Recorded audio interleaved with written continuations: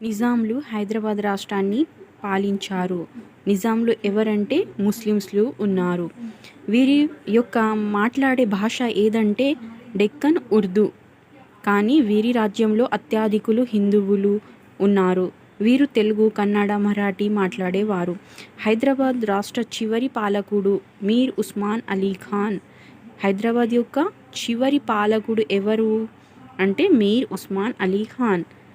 British వారి ప్రభావంతో వ్యవసాయాన్ని, పరిశ్రమలను అభివృద్ధి చేసుకున్నారు. ఎవరి యొక్క ప్రభావంతో వ్యవసాయాన్ని అభివృద్ధి పరుచుకున్నారు అంటే బ్రిటిష్ వారి యొక్క విద్యా సంస్థలను కూడా స్థాపించారు. ఏ సంస్థని? విద్యా సంస్థని మరియు పరిశ్రమలను కూడా అభివృద్ధి పరుచుకున్నారు. ఎవరి యొక్క ప్రభావం వలన అంటే బ్రిటిష్ వారి యొక్క ప్రభావం వలన.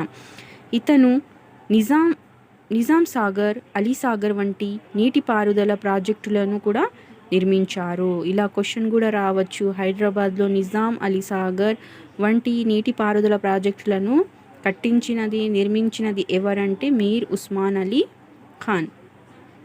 1920లో మూసీ నదిపై ఉస్మాన్ సాగర్ ఆనకట్ట నిర్మించారు. ఏ సంవత్సరంలో మూసీ నదిపై ఉస్మాన్ సాగర్ని ఆనకట్ట నిర్మించారంటే 1920లో.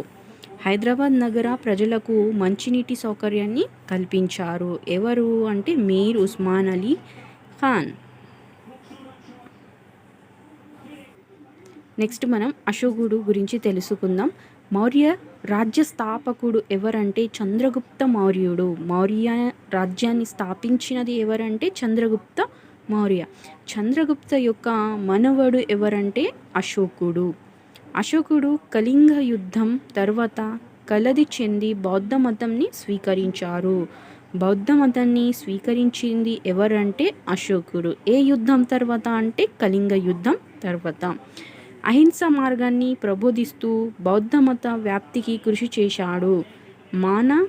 మన జాతీయ పతాకం మధ్యలో ధర్మచక్రం అశోకుడు నిర్మించిన సారనాథ్ స్తూపం నుండి తీసుకున్నారు. అంటే మన జాతీయ పతాకం ఉంది కదా, అందులో ధర్మచక్రం ఉంది కదా, ఆ ధర్మచక్రాన్ని ఎక్కడి నుంచి తీసుకున్నారు? అశోకుడు నిర్మించిన సారనాథ్ స్తూపం నుంచి తీసుకున్నారు.